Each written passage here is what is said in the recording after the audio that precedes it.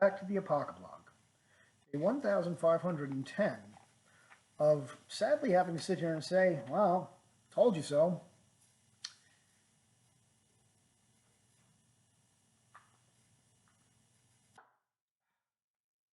Remember back in the day when, right after they certified the potted plant, Schmuckles Buckle Up Schumer got up and said that now we take Georgia and then we change America? Well, turns out that when I told you that that was not just a promise but a threat, here it comes. Senator Tom Carper introduces Washington, D.C. Admission Act to make nation's capital its 51st state. Mayor Muriel Bowser continues advocacy. The time for D.C.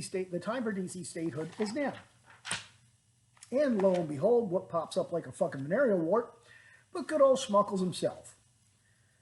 He was on MSLSD's Politics Nation, and I'm going to read you what the man said. I guess he was talking to Reverend Al. Yeah. Well, Rev, we have one goal. Big, bold change in America.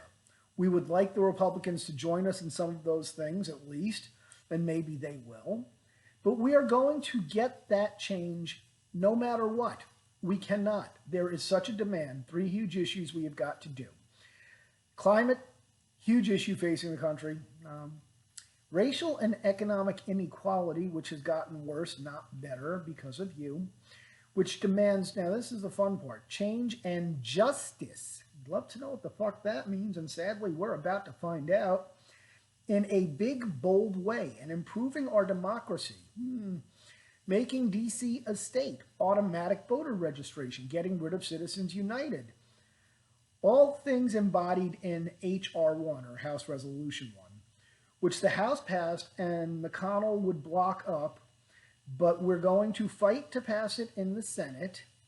That's why we've made it S1. So climate, radical inequality, economic inequality, democracy, improving our democracy. Now, when he says democracy, he means democracy, because democracy is anarchy. It is mob rule. That's the definition of democracy that nobody ever discusses. Letting people vote much more easily. Dealing with DC, because that worked out so well in the last election, the last two actually, well, it did for them.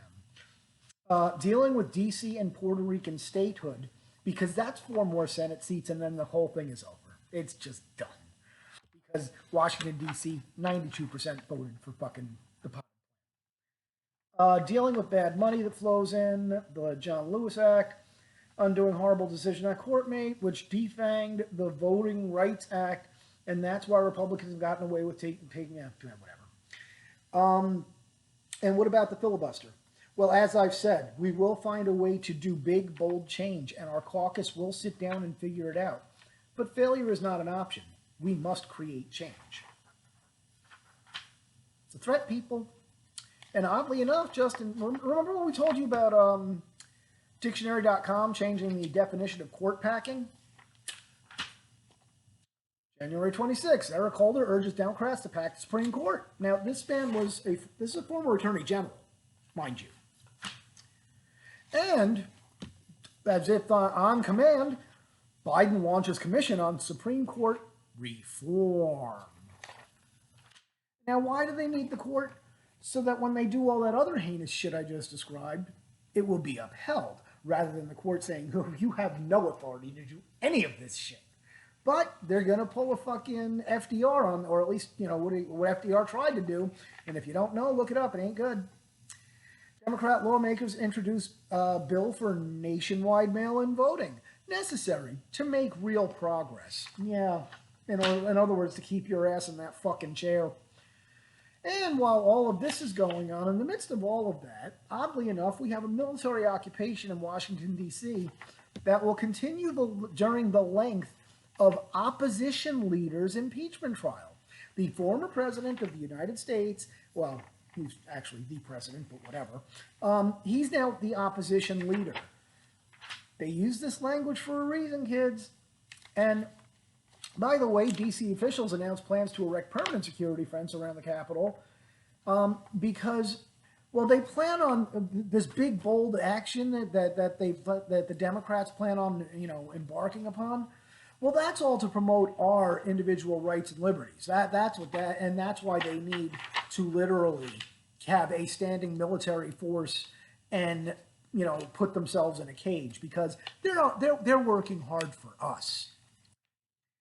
Biden inaugural. Oh, by the way, and those National Guard troops, those 30,000 or 25, whatever the fuck it is, authorized to use lethal force as it turns, so that's good to know.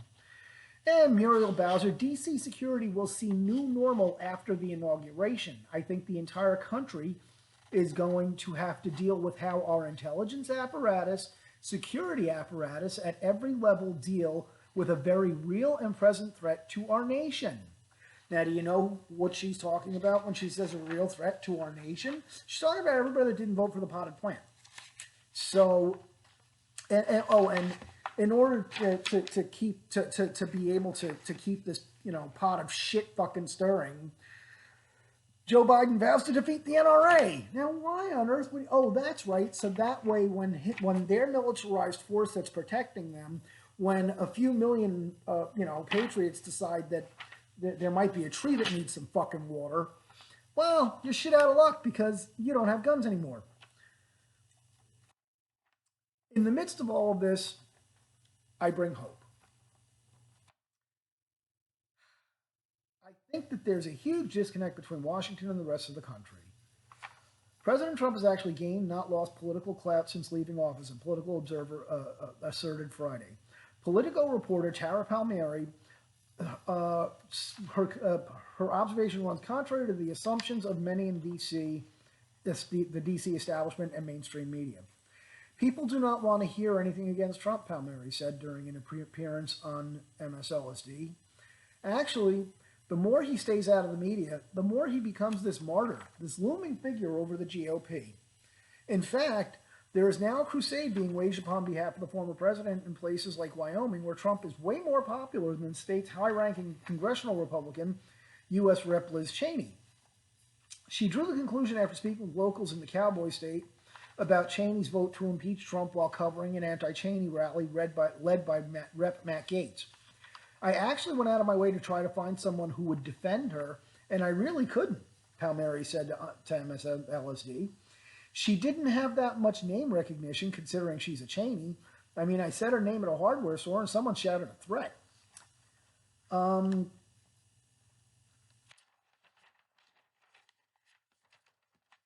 The overwhelming consensus that Palmieri heard from the voters was that Cheney's vote for impeachment was not a vote for Wyoming, and therefore she has to go. Oh. Will she make it through the midterm? We don't know. She then described an apparent disconnect between what's perceived as truth in D.C. and what's perceived as truth in Cheyenne.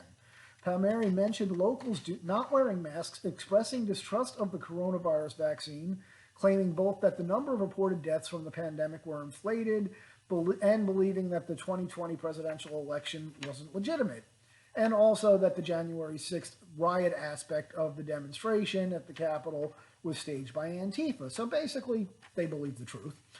I hate that they're so distrustful. Well, if you weren't such a fucking liar, Palmieri said, it feels like another world, but that's what's on the ground, and I don't think that we can ignore it. And I'm really happy that I went out there and saw it because I think that there's a huge disconnect between D.C. and the rest of the country. In Wyoming, she said, she added, a lot of people said they aren't really Republicans, that they're just for Trump. That's it. I think the base is getting stronger, truly. I think an impeachment would make him even more powerful. A conviction is what I mean. So, your glimmer of hope is that, yes, the rest of once you get out of these fucking shit sandwich urban areas, the real people are a complete 180 from all the shit that preceded that last story. So when you start to feel down, think about that.